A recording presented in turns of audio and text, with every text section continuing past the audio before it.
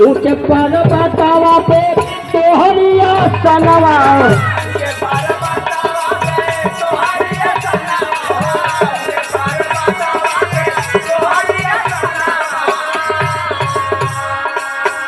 आदरणीय बिरहा के बहुत लोधा कलाकार आप ललन जी के तरफ से ही बहुत बहुत रुपया के सम्मान बा। हमारे तरफ से भोजपुरी लाइन को लगी बा। ऊंचे पर्वतवा पे तोहरिया सनवा हो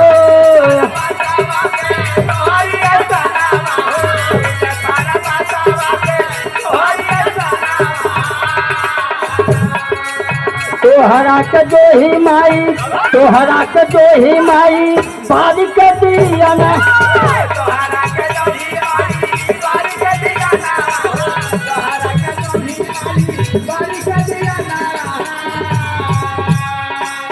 आदरणीय सुग्रीव चौधरी भैया के तरफ से बहुत बहुत रुपया के सम्मान मिलल। हमारे तरफ से वंदन अभिनंदन बहुत बहुत प्रणाम बा। का बनेबू हमारी खबरिया हे का बनेबू हमारी खबरिया आवा मायरी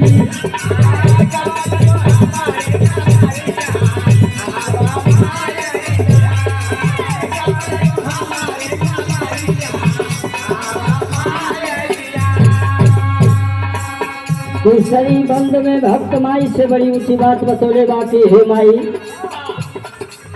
नैया मजत हार पाला गम बहे धारा हो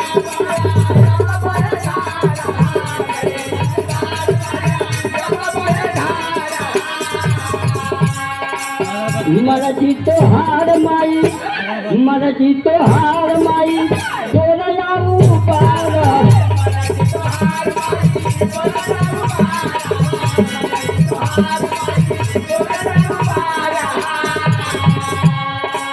पार कैदा हमरिया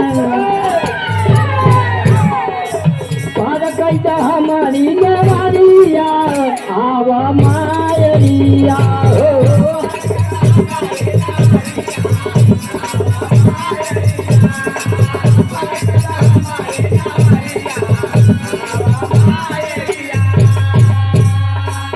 तीसरी अंतरा में भक्त बता